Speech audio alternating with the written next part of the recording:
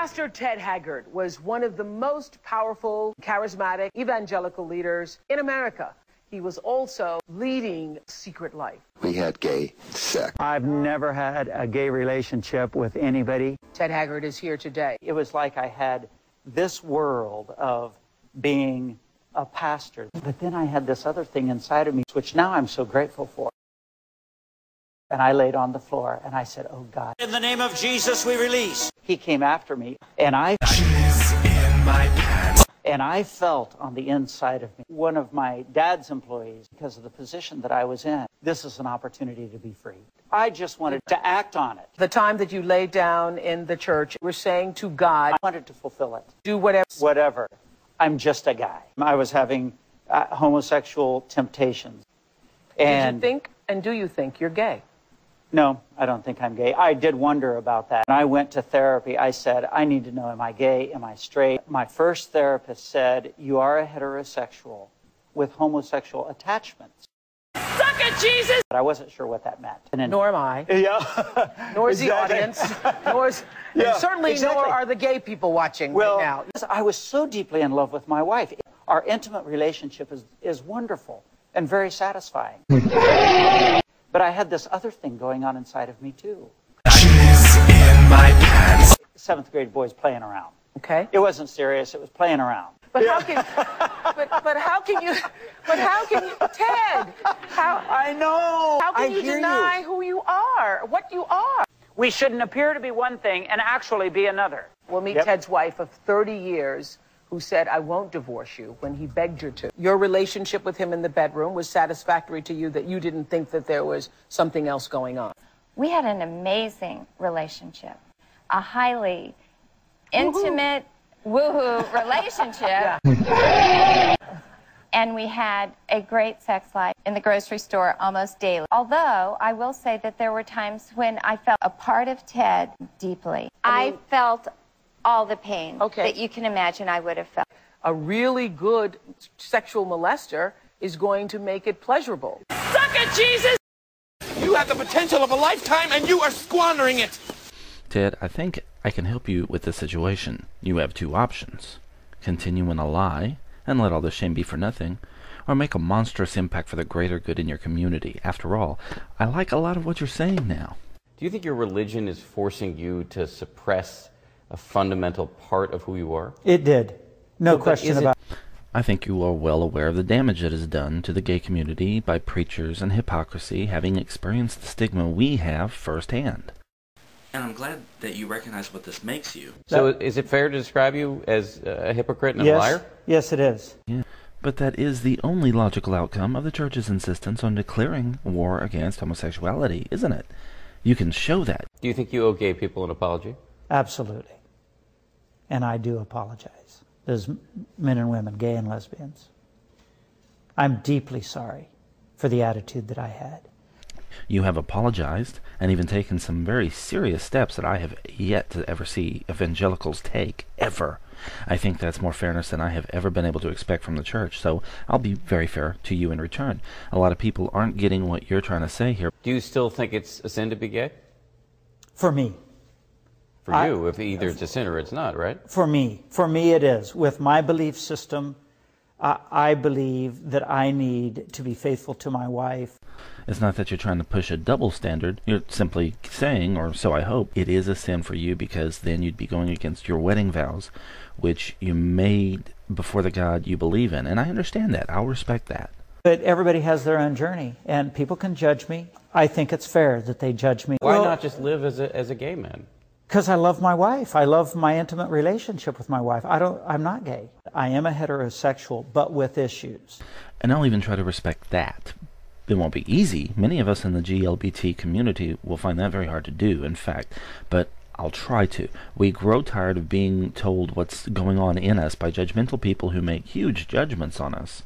There are people who are really not complete in who they are as men or women. That's a pretty big judgment for a Christian. It's not a judgment.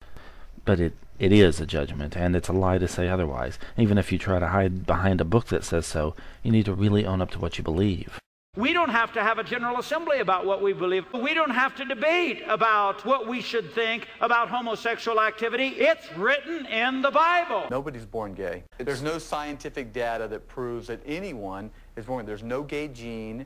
And you also discovered the gay gene? Yes. The worst of all is they simply won't listen and respectfully understand us talking about ourselves. They tell us what's going on in us when they don't really know. You do know the struggle. Everybody has their own journey. I'm one of many who will make the journey instead to be gay and be okay about it. Many think you need to make the same journey. You know what you need?